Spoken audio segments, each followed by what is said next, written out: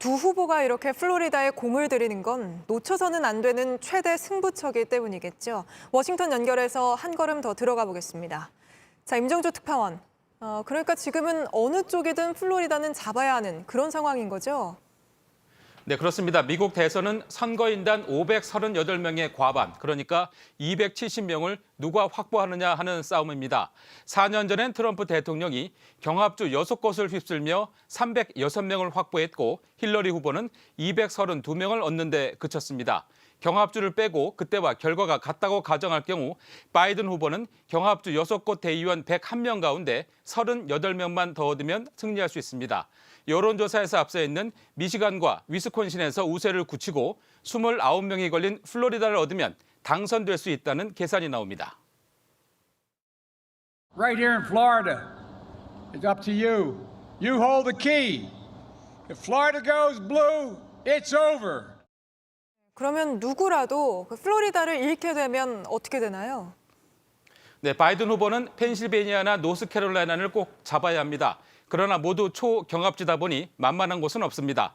반대로 트럼프 대통령은 제2의 고향으로 여기는 플로리다를 잃게 되면 승산이 희박해집니다. 트럼프 대통령이 더 애가 탈 수밖에 없습니다. 네, 바이든 후보가 이길 경우 한반도 정책에 큰 변화가 예상되는데 언론에 자신이 어떤 구상을 하고 있는지 일부 밝혔다고요?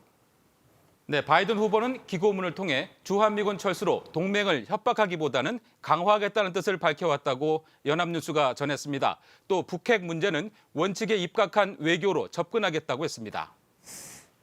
예, 끝으로 그 필라델피아 시위 소식 어제 저희가 현장에서 전해드렸는데 상점이 채 1분도 안 돼서 약탈당하는 화면이 또 공개됐다고요? 네, 20대 흑인 청년이 경찰 총격에 숨진 필라델피아에서 지난 월요일부터 이틀간 격렬한 항의 시위가 벌어졌는데 그때 일어난 일입니다. 리포트로 전해드리겠습니다.